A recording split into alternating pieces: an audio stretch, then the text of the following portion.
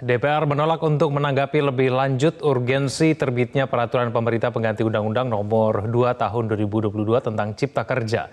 DPR baru akan membahas Perpu yang menuai sorotan masyarakat tersebut pada saat dibukanya masa sidang pada pekan depan.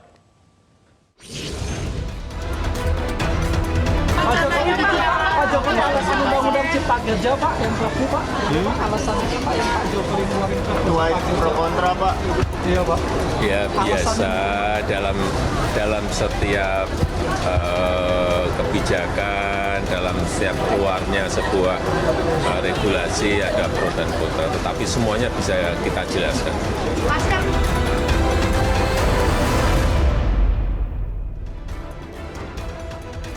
Polemik terbitnya Perpu nomor 2 tahun 2022 tentang Cipta Kerja akhirnya ditanggapi oleh pimpinan DPR. Wakil Ketua DPR Sufmi Dasko menegaskan DPR akan mengkaji Perpu tersebut dan akan dibahas pada masa sidang pekan depan. Dasko tidak ingin menjawab polemik mengenai apa urgensi diterbitkannya Perpu serta benarkah ada kegentingan yang memaksa untuk dikeluarkan Perpu.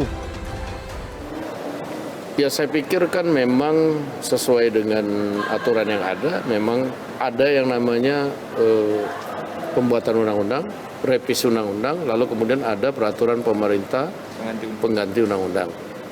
Dan itu diatur, nah sehingga nanti kita akan sama-sama lihat bagaimana sifat urgensinya, baru bisa kita komentar nanti. Pakar Hukum Tata Negara Ferry Amsari meragukan komitmen DPR untuk mengeluarkan sikap tegas soal Perpu.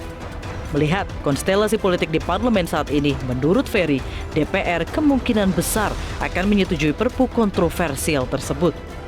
Saya pikir ini rancangan bersama ya, Presiden dan DPR sedang bermain upaya untuk mewujudkan Undang-Undang Cipta Kerja ini dengan berbagai alasan. Dan saya yakin secara politik ini akan disambut, disetujui oleh DPR sehingga nantinya Perpu akan menjadi undang-undang.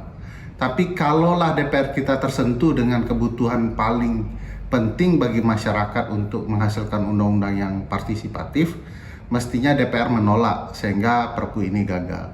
Katakanlah begitu ya. Kalau mau langkah lain memang pilihan konstitusionalnya ke Mahkamah Konstitusi.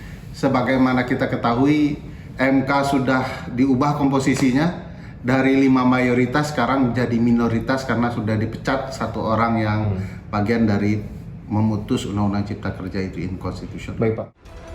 Keputusan Presiden Joko Widodo mengeluarkan Perpu nomor 2 tahun 2022 tentang Cipta Kerja disoroti oleh mantan Ketua Mahkamah Konstitusi Hamdan Zulfa. Menurutnya, amanat Mahkamah Konstitusi ialah meminta pemerintah memperbaiki cacat formil pada Undang-Undang Cipta Kerja dan bukan mengeluarkan Perpu. Selain itu, unsur kegentingan yang memaksa untuk penerbitan Perpu dinilai tidak terpenuhi. Tidak ada sesuatu yang mendesak karena undang-undangnya masih ada, yaitu Undang-Undang Cipta Kerja kan masih berlaku sampai akhir tahun ini. Sehingga tidak ada kosongan hukum untuk menyelesaikan masalah, ya. Kemudian masih ada waktu sebenarnya pemerintah dan DPR gitu untuk membahas undang-undang itu dalam waktu 1 tahun ini sampai akhir tahun ini masih cukup waktunya untuk membuat perbaikan sebenarnya. Karena itu juga tidak mendesak dan tidak memenuhi unsur yang ketiga. Undang-Undang Cipta Kerja dinyatakan inkonstitusional bersyarat oleh Mahkamah Konstitusi. Undang-undang ini sebelumnya juga telah menuai pro dan kontra di masyarakat karena syarat pasal-pasal yang multitafsir seperti ketentuan PHK, kewajiban pekerja, dan upah minimum pekerja. Dari Jakarta, Tim Liputan MGN.